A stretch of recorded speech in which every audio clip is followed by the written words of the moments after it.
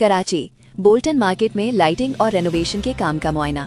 कराची के तारीखी और अहम तिजारती मरकज बोल्टन मार्केट में जारी लाइटिंग और रेनोवेशन के मंसूबों का तफसीली मुआयना किया गया। ये दौरा यूनियन कमेटी नंबर 8 के चेयरमैन मोहम्मद सलमान खान और senior director KMC encroachment Ammar Khan ने किया, जबकि KMC के मुताल्लिक अफसरान और फील्ड टीम भी इस मौके पर मौजूद थी। दौरे के दौरान लाइटिंग सिस्टम और तज़ीन व आराइश के जारी कामों का जायजा लिया गया, जबकि फील्ड टीम की जानिब से मंसूबे से मुतालिक ब्रीफिंग भी दी गई। मुआयने का मकसद काम के मेयार, रफ्तार और बरवक्त तकमील को यकीनी बनाना था।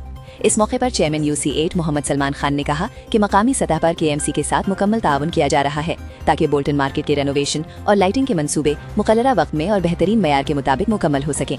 उनका कहना था कि इन इक़दामात से न सिर्फ मार्केट की खूबसूरती में इजाफा होगा बल्कि ताजिरों और शहरियों को भी बेहतर सहूलियात मैसर आएंगी।